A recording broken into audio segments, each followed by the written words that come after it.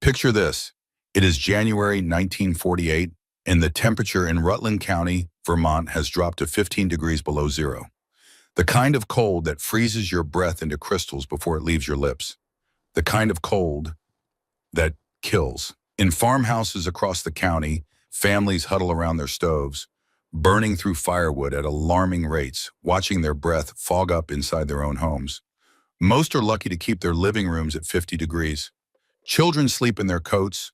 Old folks wrap themselves in every blanket they own and still wake up shivering. But there is one house that is different. It sits on a small hill about 4 miles north of town, a strange-looking structure that the neighbors have been laughing about for nearly a year. Half of it is a curved metal dome that looks like it belongs on a military base. The other half disappears into the earth, built into a foundation of century-old stone. Inside this peculiar house, a man named Callum Renfield is walking around in a t-shirt. The thermometer on his wall reads 70 degrees. His wood stove is burning at a gentle pace, consuming perhaps a quarter of the fuel that his neighbors are desperately feeding into their own stoves just to stay alive. Outside, the wind howls like a wounded animal. Inside, his 2 daughters play quietly on the floor, while his wife Phoebe reads by the window, comfortable enough to have removed her sweater. The neighbors used to call Callum the crazy orphan. They used to place bets on when his ridiculous house would collapse. They used to laugh when they rode past his property and saw him working on that strange sunken structure with its military surplus roof. Nobody is laughing now. Now they are knocking on his door, begging to be let inside. This is the story of how a 14-year-old boy who was thrown out into a blizzard grew up to build the warmest house in Vermont. It is a story about knowledge passed down through generations, about the wisdom of the old ways, about a grandfather's love that reached beyond the grave. And it begins with a letter hidden in a wooden box. 21 years earlier, in December of 1927, a boy named Callum Renfield stood in the doorway of the only home he had ever known, watching his father's face twist with rage. Callum was 14 years old, thin for his age, with dark hair that fell across his forehead, and eyes that had learned, over 8 long years, to stay quiet and watchful. He had learned that lesson the hard way, in this house where he was not wanted. His mother, Lenora, had died when he was 6. A lung sickness that started as a cough and ended with her gasping for breath in a bed that his father refused to bring a doctor to see. Desmond Renfield had been too busy gambling away what little money they had to pay for medicine. 2 years after Lenora died, Desmond remarried. His new wife, Prudence, brought her own child into the house, a boy she doted on while treating Callum like a servant. For 6 years, Callum had slept in the woodshed. He had eaten whatever scraps were left after the family finished their meals. He had worked from dawn to dark, chopping wood, hauling water, cleaning stables, while his stepbrother played. He had learned not to complain. Complaining only made things worse. But on this December night, with snow already beginning to fall and the temperature dropping toward zero, Callum stood accused of a crime he did not commit. $20 had gone missing from Prudence's purse. She claimed she had seen Callum take it. The truth, which Callum knew but could never prove, was that she had taken the money herself to buy Christmas presents for her own son. Desmond's breath stank of whiskey. His eyes were red and unfocused. His hand gripped the door frame as if it was the only thing keeping him upright. "You are not my blood," Desmond slurred. "Never were. Your mother's mistake. That is what you are. Get out. Get out and never come back." Callum did not argue. He had learned long ago that arguing with his father was useless. Please, I'm freezing. I don't have anywhere else to go. Who's out there in this storm? He simply turned and walked out into the snow. But as he passed through the kitchen, he grabbed one thing, a small wooden box that had belonged to his mother, the only possession of hers that had not been sold or thrown away. He had kept it hidden in the woodshed for 8 years, taking it out sometimes at night just to hold something that she had touched. The door slammed behind him. The snow was falling harder now, thick flakes that stung his face and melted into his thin shirt. He had no coat, no food, no money. He was 14 years old, alone in a Vermont winter, with nothing but a wooden box clutched against his chest. He walked. He did not know where he was going. He just knew that if he stopped walking, he would die. The cold sank into his bones. His fingers went numb, then his toes. The snow piled up past his ankles, then past his knees. The wind cut through his shirt like it was not there at all. After an hour, he could barely feel his legs. After 2 hours, he could barely think. He stumbled into a cluster of trees and fell to his knees in the snow. His body was shutting down. He could feel it happening, a strange warmth spreading through his limbs that he knew, even at 14, was the warmth of death approaching. With fingers that barely worked, he opened his mother's wooden box. He did not know what he was looking for. Comfort, maybe. A last connection to the only person who had ever loved him. Inside the box, he found a letter. The paper was yellowed and brittle, the handwriting faded but still readable in the dim light that filtered through the snow-laden branches above him. "My dearest Callum," the letter began, "if you are reading this, then I am no longer with you, and I am sorry. I am sorry for leaving you in that house with that man. I am sorry for not being strong enough to take you away." Callum's eyes blurred with tears that froze on his cheeks. "But there is something you must know. You have a grandfather. My father. His name is Tobias Ashford, and he lives on a farm 4 miles north of Rutland. He loves you, Callum. He has always loved you, but your father forbade him from seeing you because my father would not lend him money for his gambling. Your father told him you were dead." Callum's heart was pounding now, pushing blood through his frozen body. "Find your grandfather, my son. He will protect you. There is a map in this box. Follow it. And know that even though I cannot be with you, I have never stopped loving you. Not for a single moment." Beneath the letter was a hand-drawn map and a small brass key. Callum looked at the map. North. 4 miles north. He did not know if he could walk 4 miles in this cold. He did not know if he could walk 4 more steps. But he stood up anyway, because now he had something he had not had before. Hope. The next 3 hours were the longest of Callum's life. He walked through snow that reached his thighs in some places. He fell more times than he could count. He lost feeling in his hands and feet completely. He talked to himself, then to his mother, then to a grandfather he had never met, begging them all to help him keep moving. The map led him along a frozen creek, past a lightning-struck oak, through a gap in a stone wall. And then, just when he was certain he could not take another step, he saw it. A small farmhouse with smoke rising from its chimney. A warm yellow light glowing in the windows. He made it to within 50 feet of the front door before his legs finally gave out. The last thing he heard before the darkness took him was a dog barking.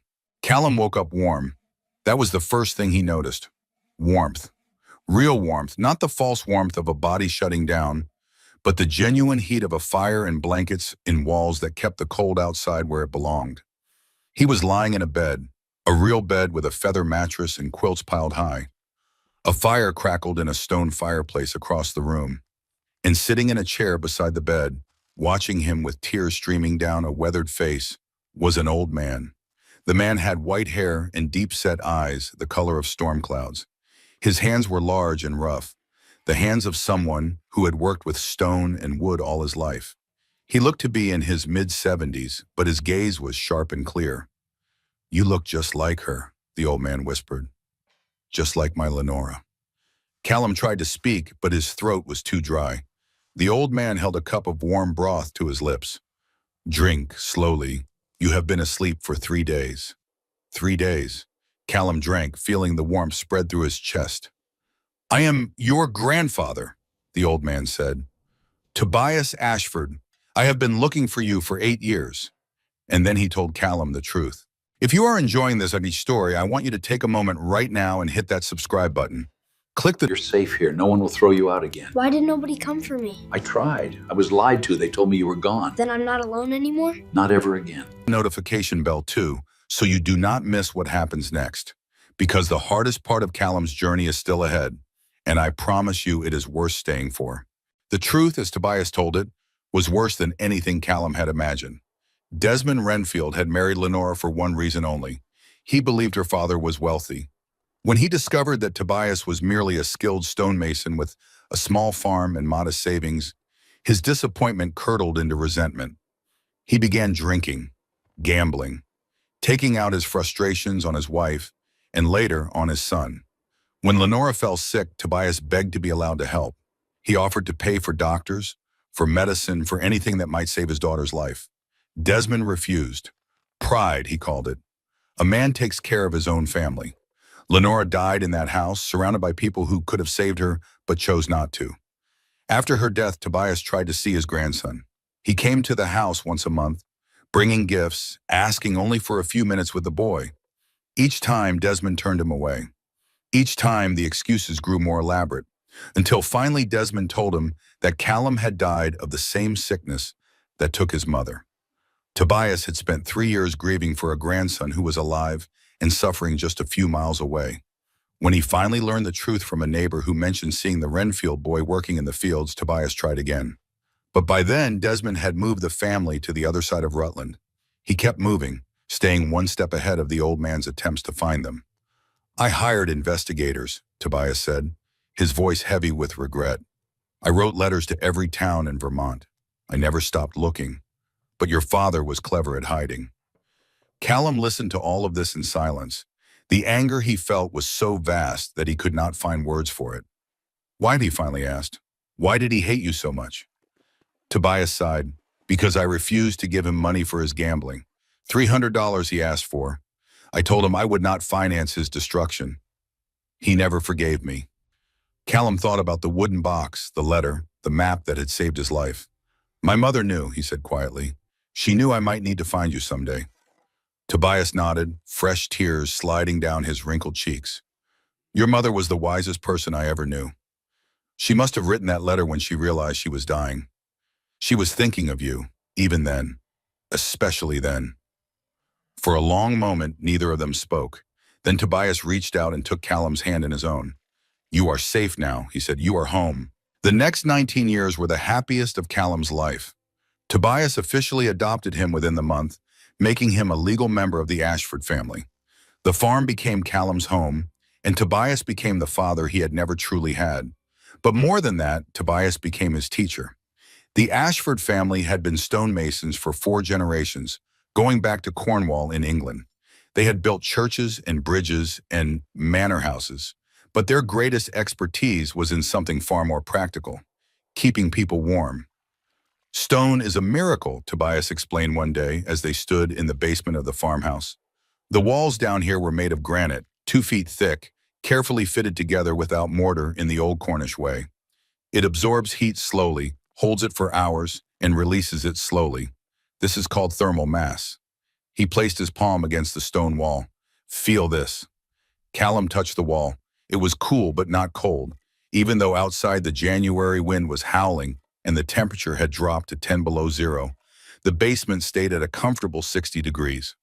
"The earth around us stays at 50 to 55 degrees all year round," Tobias continued. "In summer, it cools us. In winter, it warms us. The stone walls capture whatever heat we add, and they hold it like a battery. We only need a small fire to make up the difference." He gestured around the basement, which served as the main living area of the house.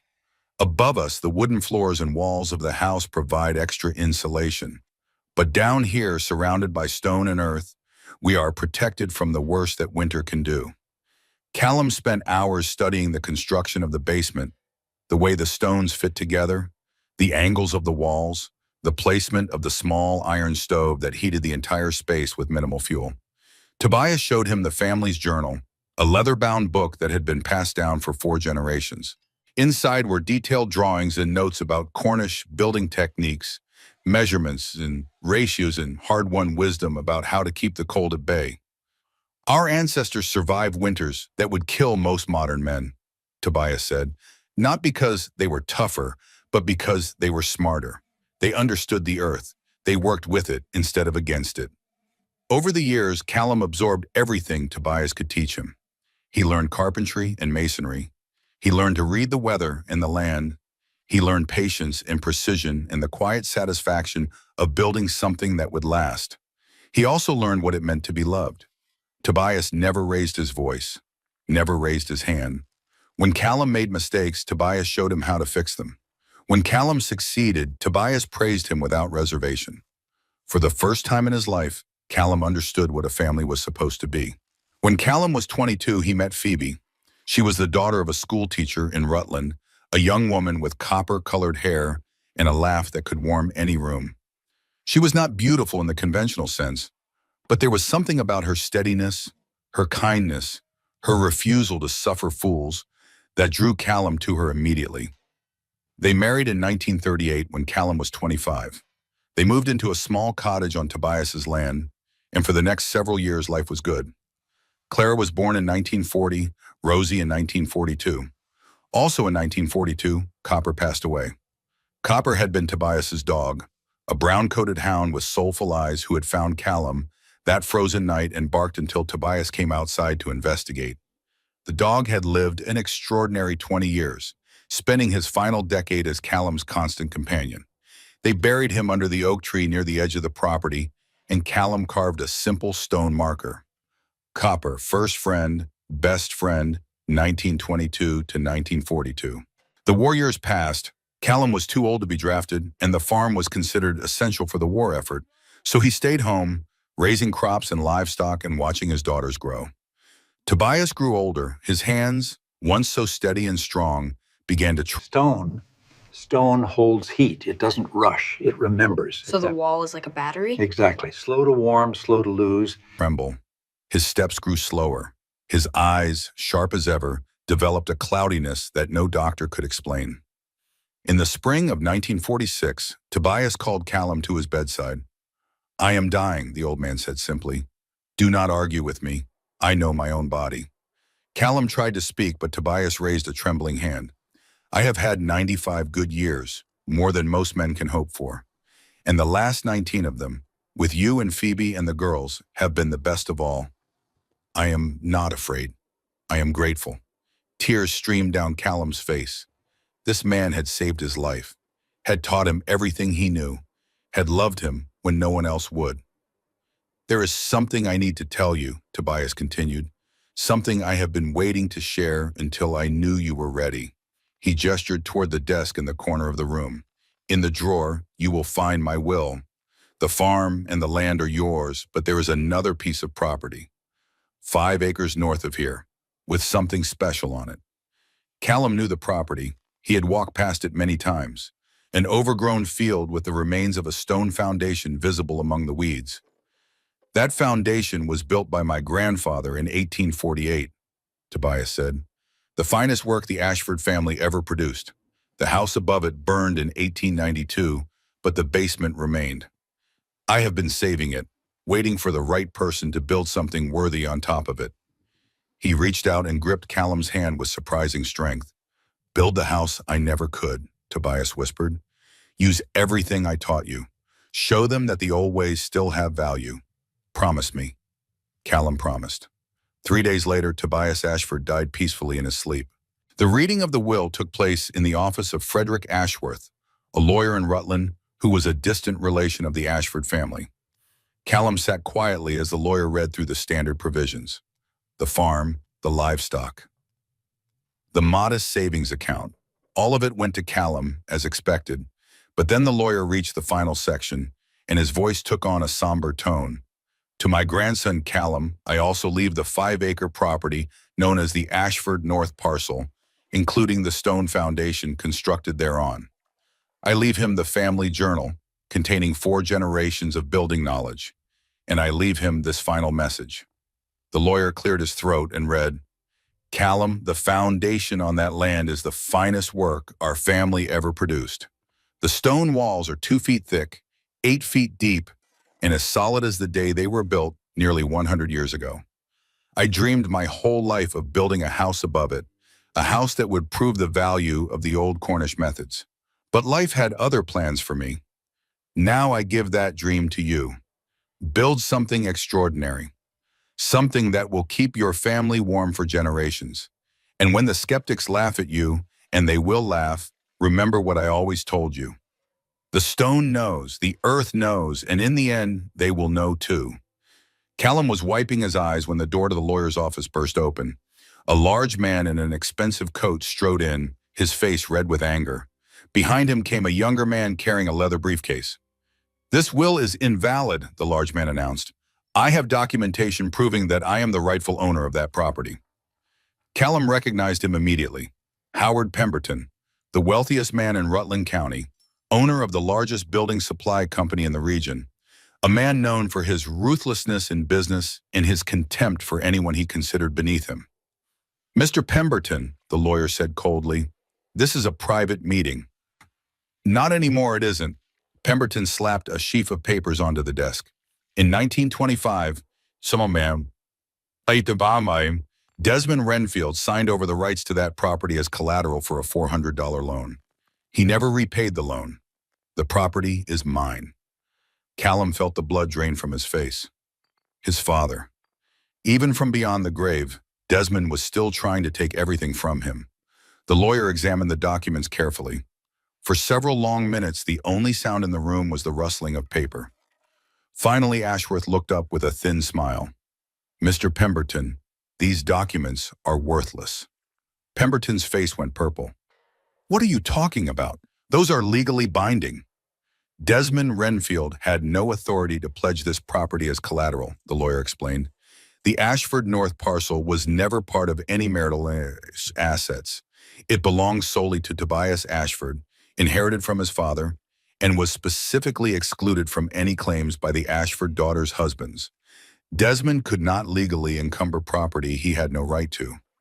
"That is ridiculous. I will take this to court." "You are welcome to try." The lawyer gathered the papers and handed them back to Pemberton. "But I have researched this matter thoroughly in anticipation of exactly this kind of challenge. The property belongs to Callum Renfield. There is nothing you can do about it." Pemberton snatched the papers, his face twisted with rage. He turned to Callum, jabbing a thick finger at his chest. "You listen to me, orphan. That property will be mine eventually, one way or another. You will fail at whatever foolish thing you try to build there, and when you do, I will be waiting to pick up the pieces for pennies on the dollar." He stormed out, slamming the door so hard that the windows rattled. Callum sat in silence for a long moment. Then he looked at the lawyer and said quietly, "I'm going to need copies of all those documents. I have a house to build." Now, before we continue with this story, I want to ask you something. Have you ever had someone tell you that your dream was impossible? That you were foolish for even trying? Take a moment and think about that. Then leave a comment below telling me about it. Because what Callum is about to face would have broken most people. And I think you need to hear how he got through it. In April of 1947, Callum Renfield stood at the edge of his grandfather's north property, looking down at the stone foundation that had waited nearly a century for someone to build upon it. The foundation was a rectangle, roughly 20 feet by 24 feet, sunk 8 feet into the earth. The walls were made of granite blocks, each one carefully shaped and fitted together in the old Cornish way, without mortar. Decades of neglect had filled the space with debris, fallen branches, accumulated soil, and the creeping roots of nearby trees. But the walls themselves were magnificent, 2 feet thick, perfectly vertical, as solid as the day they were laid. Callum climbed down into the foundation and pressed his palm against the stone, just as Tobias had taught him. Cool, not cold, stable. The earth was doing its work, maintaining a temperature of 55 degrees even as the April air above carried the chill of a Vermont spring. His mind was already working through the problem. A traditional wooden house built on top of this foundation would be warmer than most, but it would not be special. It would not be the revolutionary design his grandfather had dreamed of. What he needed was something that would maximize the thermal mass of the stone, something that would create an integrated system where the basement served as the primary living space, while the structure above provided insulation and protection. He needed something that did not yet exist. The answer came to him 3 weeks later in the form of a newspaper advertisement.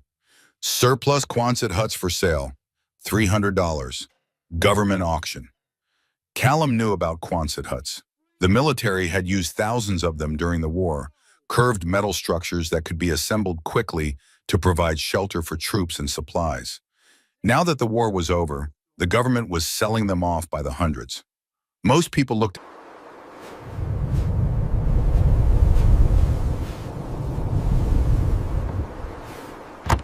at Quonset huts and saw ugly, temporary structures, cold in winter and hot in summer, suitable only for storage or workshops. But Callum looked at them and saw something else entirely, A perfect half-cylinder shape that would shed snow and deflect wind. A structure that could be anchored to his grandfather's stone walls, creating a sealed environment where the thermal mass of the basement would regulate the temperature of the entire building. A military-grade steel roof that would last for generations. The more he thought about it, the more excited he became. He took the train to Boston and bought a Quonset hut that same week. When the truck arrived to deliver the hut, dropping the curved steel sections onto the overgrown property, Callum's nearest neighbor came to investigate. Marcus Henderson was 55 years old, a prosperous farmer who had lived in Rutland County his entire life. He sat on his horse at the edge of the road, watching the unloading with undisguised contempt. "What in the name of heaven are you planning to do with that, boy?" Callum, who was 34 years old and had not been called boy in 20 years, looked up calmly. "I am going to build a house." Marcus laughed so hard he nearly fell off his horse. "A house? You are going to put that military junk on top of that old hole in the ground and call it a house?" He shook his head, still chuckling. "Son, I have lived here for 30 years. Nobody in their right mind builds a house like that. You will freeze to death come winter." Callum continued unloading the steel sections. "We will see." "Oh, we will see, all right. We will see you come crawling back to town, begging for a real house with real walls." Marcus turned his horse toward the road. "The orphan boy thinks he is smarter than everyone else. That is a good one. I cannot wait to tell the fellows at the tavern." Callum watched him ride away, then turned back to his work. He had heard worse, much worse, and he had learned long ago that the only way to silence the skeptics was to prove them wrong. The first month was devoted to clearing and preparing the foundation. Callum worked alone, from sunrise to sunset, hauling out decades of debris by hand. Fallen branches, rotted leaves, soil that had washed in through gaps in the makeshift cover his grandfather had built to protect the structure. He examined every stone in the walls, checking for cracks, for shifting, for any sign of weakness. On the 18th day, he found it. An 8-foot section of the eastern wall had cracked, the result of a large oak root that had slowly pushed its way between the stones over 50 years. The damage was significant. If left unrepaired, the wall could collapse under the weight of the Quonset hut. Repairing it properly would require a professional mason.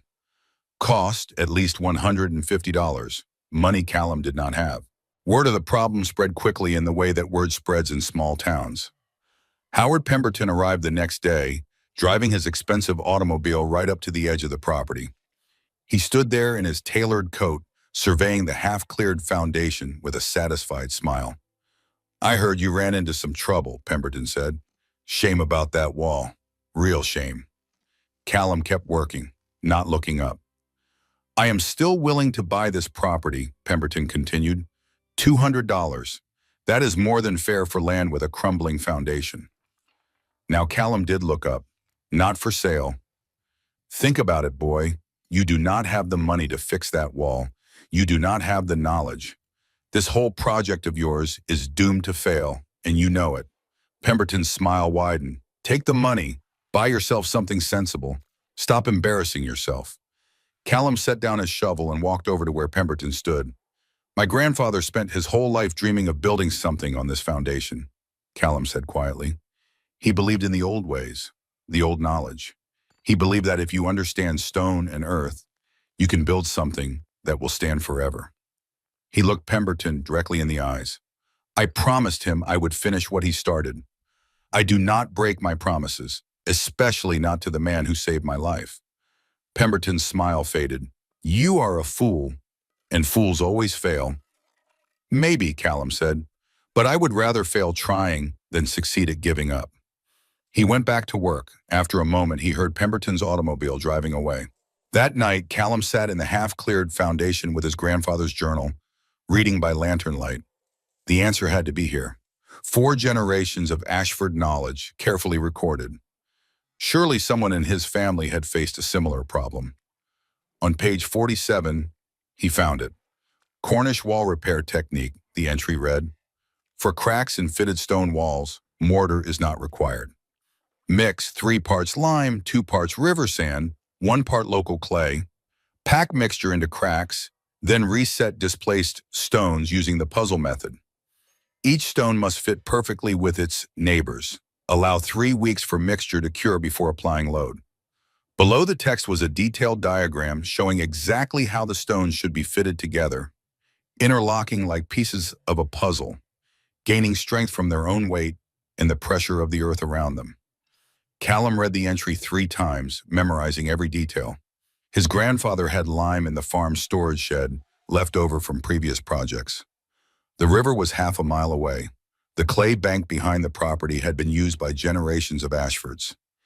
He did not need a professional mason. He needed 3 weeks and the knowledge his grandfather had given him. The repair took exactly 21 days. Callum mixed the lime and sand and clay in precise proportions, just as the journal specified. He carefully removed the cracked stones, cleaned the surfaces, and reset them one by one, fitting each piece into place like a 3-dimensional puzzle. His hands cracked and bled from handling the rough stone. His back ached from the constant bending and lifting. Some nights he could barely climb out of the foundation, so exhausted that he slept right there on the cool stone floor. But the wall came together. By the end of the 3rd week, the repaired section was indistinguishable from the original construction. The stones fit so perfectly that you could not slide a piece of paper between them. During this time, 2 people came to help. The first was Martha Briggs, a 78-year-old widow who lived alone in a small farmhouse about a mile away. She had known Tobias Ashford for decades, had watched him work on countless projects with the same quiet determination that Callum now displayed. Every few days, she walked to the property with a basket of bread and soup. "Your grandfather would be proud," she said one afternoon, watching Callum work. He talked about this foundation all the time, said it was the finest stonework the family ever did. "Did he ever say what he wanted to build on it?" Martha smiled. "He had 100 ideas over the years, but they all came down to the same thing. A house that would keep his family warm no matter what winter threw at it. A house that proved the old ways still had value." The second person who came was Sven Lindqvist, a 52-year-old blacksmith who had emigrated from Sweden 20 years earlier. Sven took one look at the foundation in the Quonset hut sections and nodded slowly. "In Sweden, we call this jordkällare," he said, "earth cellar. We have used this technique for centuries." He examined the repaired wall, running his rough hands over the fitted stones. "This is good work. Very good. Your grandfather teach you?" Callum nodded. "Smart man, your grandfather. Most people today, they think new is always better. They forget that old ways survive because they work." Sven clapped Callum on the shoulder. "You need help with metalwork, welding the frame. You come to me." Please! My child can't breathe! She's freezing! Bring her inside, now! I laughed at you, I was wrong! Save your words. Just move. "No charge. I want to see this house finished. Stop right here for just a moment.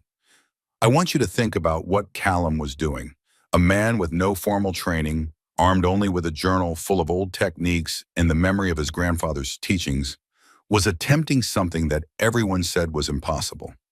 How many times have you been told your ideas were foolish?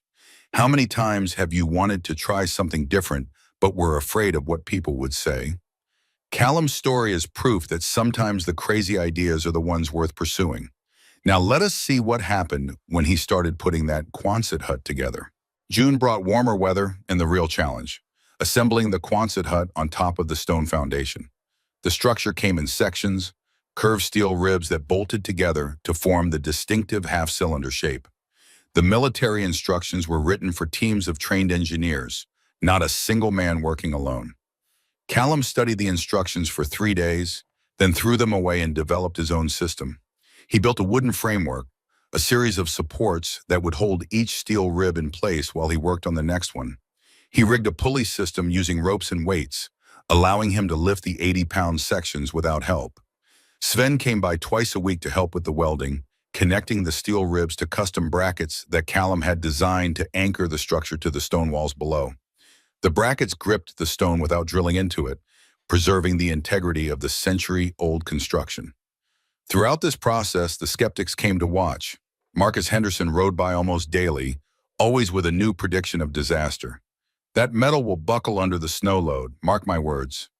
The foundation will not support that weight. You will wake up one morning with the whole thing collapsed around your ears. Even if it stays up, it will be cold as an icebox. Metal does not hold heat. Callum never argued. He just kept working. Dr. Franklin Holloway came one afternoon, a 58-year-old retired engineer who had built bridges and factories across New England. He walked around the construction site 3 times, making notes in a small notebook. Structurally questionable, he announced to Marcus and the small crowd that had gathered to watch. The thermal expansion coefficients of steel and granite are significantly different. When temperatures fluctuate, the junction points will stress and eventually fail.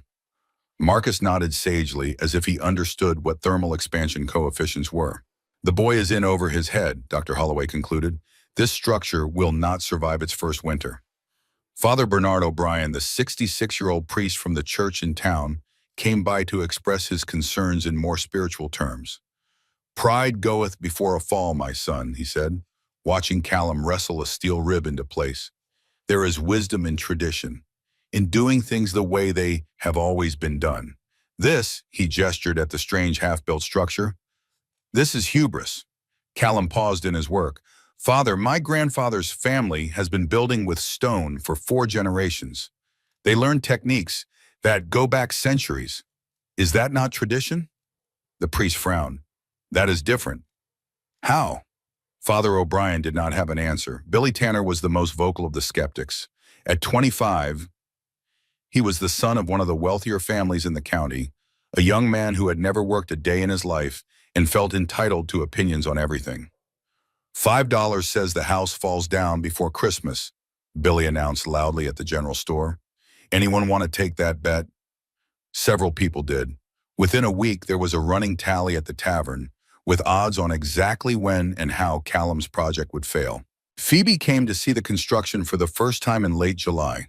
She stood at the edge of the foundation, their daughters Clara and Rosie holding her hands, looking down at the half-completed structure with an expression Callum could not read. "The women in town are talking," she said quietly. "They always are. They say you are wasting our money. They say you are going to get yourself killed. They say," she paused, "they say I should talk some sense into you." Callum climbed out of the foundation and stood beside her. "What do you think?" Phoebe was silent for a long moment. Then she looked at him, and he saw something in her eyes that made his heart swell. "I think your grandfather was the wisest man I ever met," she said, "and I think he would not have asked you to do this if he did not believe you could succeed." She squeezed his hand. "Build your house, Callum. I will be here when it is finished." By September, the Quonset hut was fully assembled, its curved steel roof arching over the stone foundation like a protective shell. But the work was not done.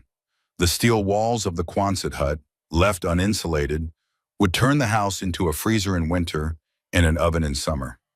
Callum spent the next month creating an insulation layer on the inside of the structure. He collected every material he could find: wool blankets donated by Martha Briggs, fiberglass batting scrounged from an abandoned construction site, old newspapers and cardboard from the general store. Layer by layer, he built up a 6-inch barrier between the steel exterior and the living space, creating thousands of tiny air pockets that would trap heat inside. He installed a cast-iron stove in the basement level, positioning it against the eastern wall where its heat would radiate into the surrounding stone.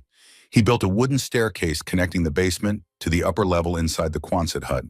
He added windows to bring in light, carefully sealing each one to prevent drafts. The basement became the main living area, a large open space with the kitchen at one end, a sitting area near the stove, and a small alcove for storage. The upper level, inside the Quonset hut, held 2 small bedrooms and a loft space for the children. In early October, with the first frost already coating the grass each morning, the Renfield family moved in. The first test came in November. A cold snap dropped temperatures to 5 degrees below zero, the first serious cold of the season. Across the county, families fired up their stoves and watched their woodpiles shrink. At the Henderson farm, Marcus burned through nearly half a cord of wood in a single week, struggling to keep his living room above 50 degrees. The wind found every crack in his walls, every gap around his windows, stealing heat faster than his stove could produce it. At the Renfield house, the temperature stayed at 68 degrees. Callum burned less than an eighth of a cord. The stone walls absorbed the heat from the small stove and radiated it back slowly, evenly, throughout the day and night. The earth surrounding the basement maintained its constant 55 degrees, providing a baseline that the stove only needed to supplement. The insulated Quonset hut above trapped the warmth that rose from the basement, preventing it from escaping into the cold air. Phoebe remarked one evening that she had almost forgotten her sweater.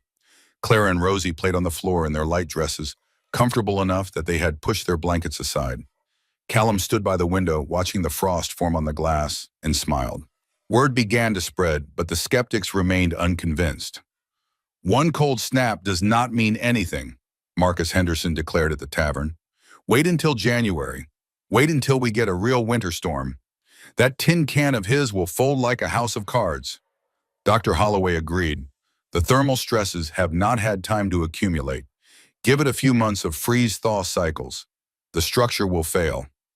Billy Tanner doubled down on his bet. $10 now. The house does not make it to spring. Howard Pemberton said nothing. He just watched and waited. The signs began in early January. Old Martha Briggs noticed it first. She had lived in Vermont for 78 years, had seen more winters than she could count, and she knew when something bad was coming. "The sky has that color," she told Callum when he stopped by her farmhouse to check on her. "I have only seen it once before, in 1888. That year, 400 people died." The birds were behaving strangely, migrating earlier than usual, as if fleeing something they could sense but not see. At the Renfield house, the family cat Maple refused to go outside, spending hours huddled near the stove with her fur standing on end. The barometric pressure dropped steadily for 3 days. And then, on January 12, 1948, the storm arrived. It began like any other winter storm, snow falling steadily in the morning, wind picking up by noon, visibility dropping through the afternoon. But this storm did not stop. By midnight, the temperature had plummeted to 15 degrees below zero. By dawn, it was 25 below, with wind gusts reaching 60 miles per hour that made it feel like 45 below. The snow did not fall. It flew horizontally, driven by winds that screamed across the open fields like something alive and hungry. 3 feet accumulated in the first 48 hours, with drifts piling 10 feet high against anything that stood in the wind's path. This was not a blizzard. This was an Arctic outbreak, a mass of frigid air that had broken loose from the polar regions and descended on New England like a judgment. At the Henderson farm, the first crisis came on day 2. The wind found gaps that Marcus had never noticed, cracks around windows and doors that seemed insignificant in normal weather but became deadly channels for the killing cold. The temperature inside the house dropped to 45 degrees despite the stove roaring at full capacity. Marcus fed it more wood, then more. By the end of the second day, he had burned through his entire reserve for the week. On day 3, the pipes froze. Then they burst, spraying water across the kitchen floor before Marcus could shut off the supply. The water froze almost immediately, coating the floor in a sheet of ice. His wife Dorothy wrapped herself in every blanket they owned and still could not stop shivering. His granddaughter Emma, 5 years old, had come to stay for the week while her parents were traveling. She sat in the corner, silent, her lips turning blue despite the layers of clothing wrapped around her small body. By nightfall of day 3, the temperature in the Henderson house had dropped to 38 degrees. Marcus had a choice to make. The Renfield house stood solid against the storm. The curved roof of the Quonset hut shed snow and deflected wind, preventing the accumulation that was crushing barns and collapsing roofs across the county. The stone walls below ground remained impervious to the cold, their massive thermal mass maintaining a steady temperature no matter what happened above. Inside, the thermometer read 66 degrees. Callum added wood to the stove at the same rate he always did, neither more nor less. The heat was absorbed by the stone walls, stored, and released slowly throughout the day and night. Phoebe made soup. Clara and Rosie played with their dolls. The cat Maple dozed by the stove.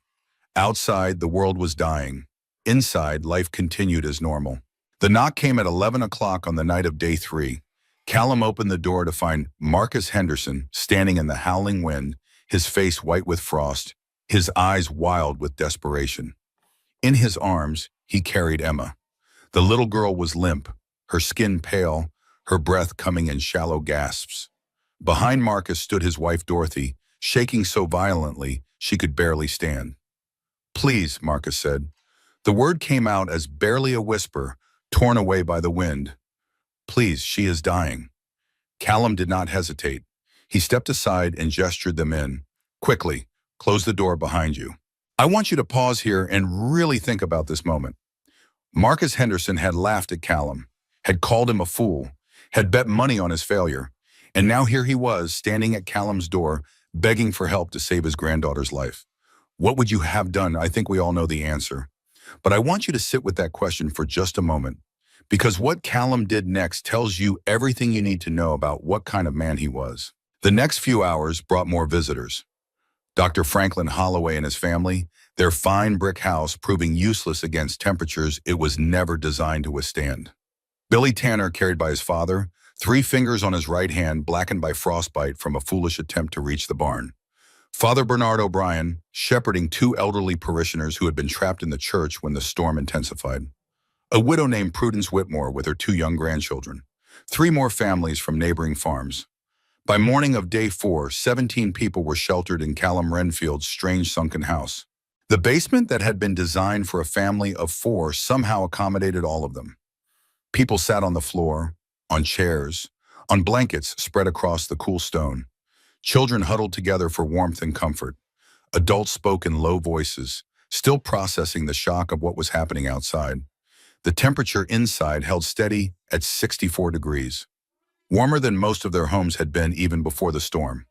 Emma Henderson, after 6 hours of silence that had terrified her grandfather, finally spoke. Her first words, delivered in a small, trembling voice, were, "Can I pet the cat?" Maple, seeming to understand, walked over and curled up in the little girl's lap. Marcus watched his granddaughter's color slowly return to normal, watched her small chest rise and fall with steady breaths, and wept. On day 4, Dr. Holloway asked Callum to explain how the house worked. They were all gathered in the main room, 17 people plus the Renfield family, with nothing to do but wait for the storm to end. Callum stood near the stove, the leather journal of his grandfather's techniques in his hands. "The principle is called thermal mass," he began. "Stone absorbs heat slowly and releases it slowly. These walls are 2 feet thick. They act like a battery, storing heat when it is available and releasing it when it is needed." He gestured at the walls around them. "The earth outside these walls stays at 50 to 55 degrees all year round, no matter what the air temperature is above ground. That earth is insulating us, keeping the worst of the cold at bay." "But how does such a small stove heat such a large space?" Dr. Holloway asked. His voice had lost its condescending tone. "Because we are not fighting the cold," Callum explained. "In a normal house, you are trying to heat air that is constantly escaping through cracks in walls and windows. The stove works as hard as it can, and the heat disappears almost immediately. Here, the heat has nowhere to go.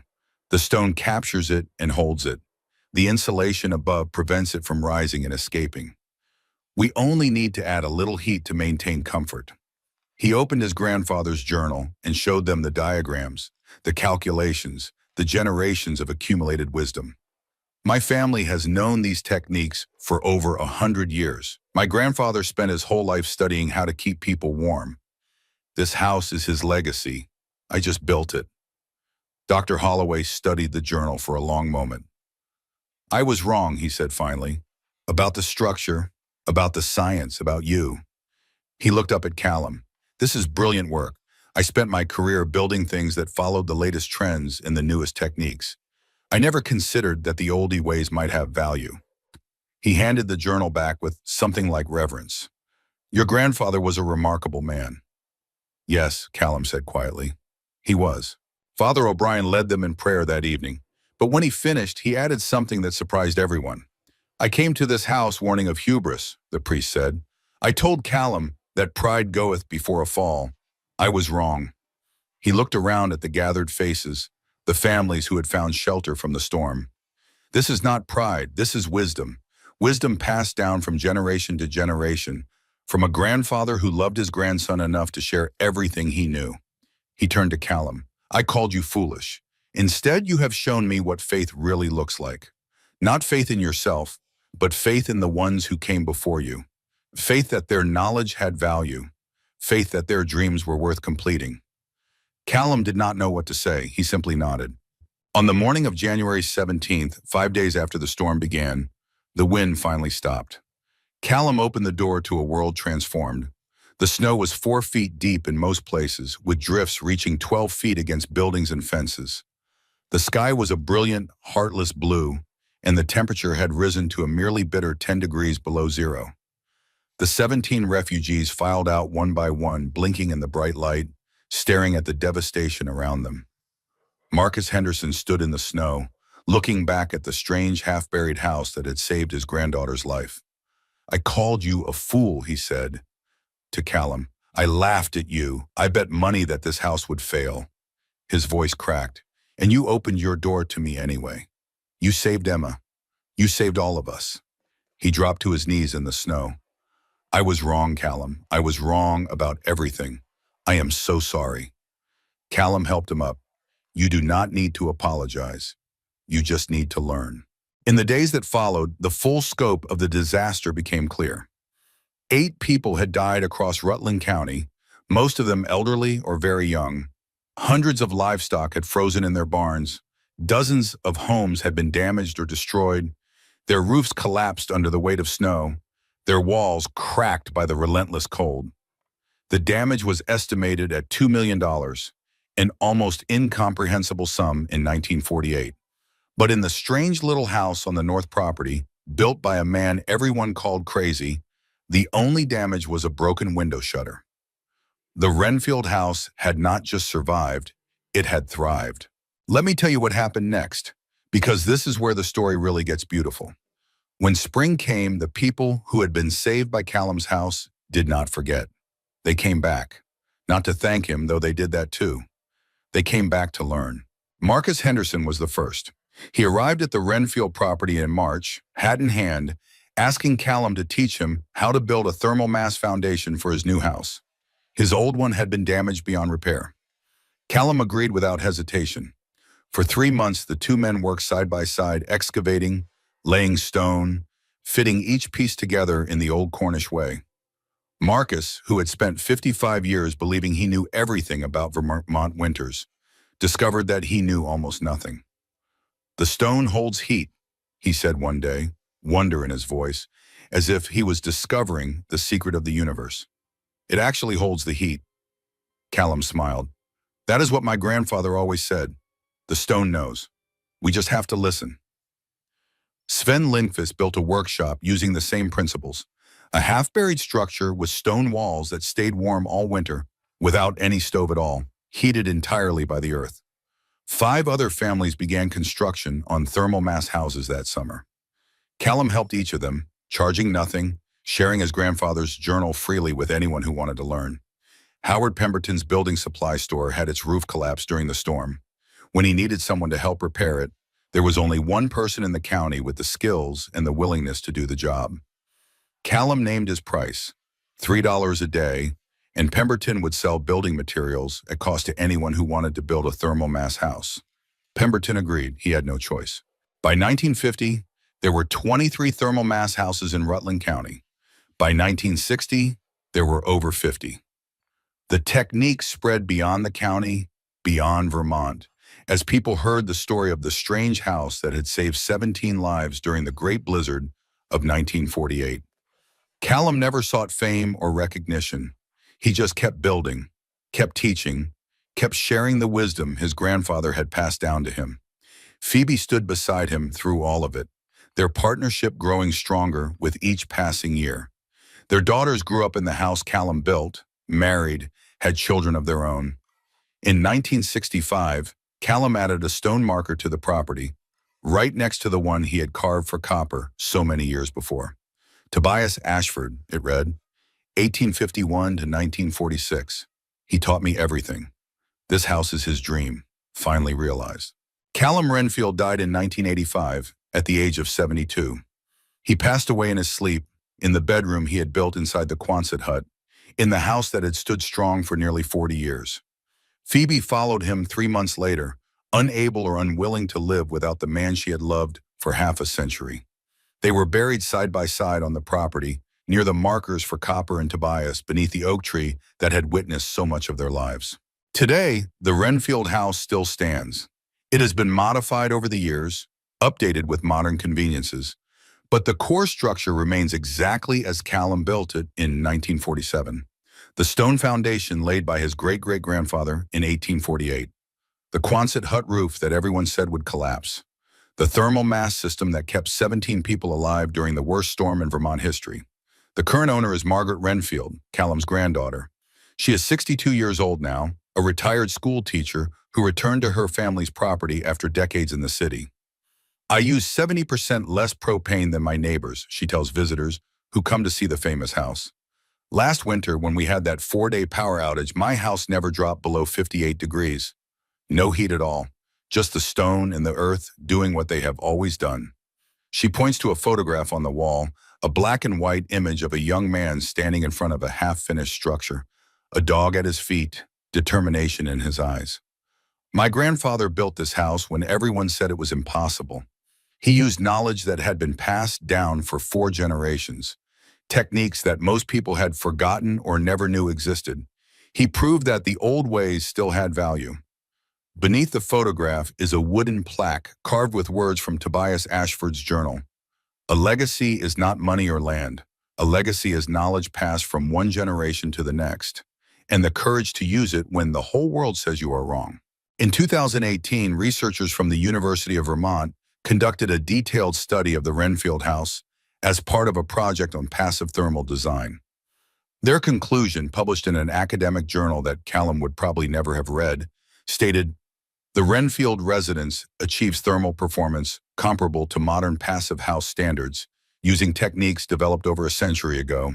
The integration of high thermal mass materials, earth sheltering, and effective insulation creates a system that requires minimal active heating, even in extreme cold.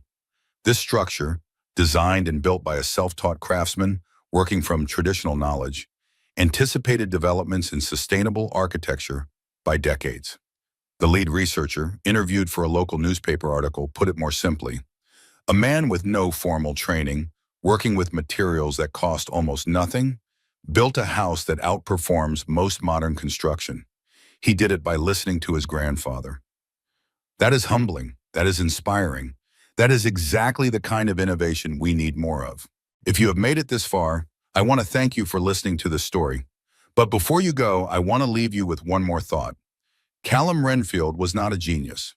He was not wealthy. He was not special in any way that the world usually recognizes. He was a 14-year-old boy who was thrown out into a blizzard by a father who did not love him. He was an orphan who found a grandfather who did.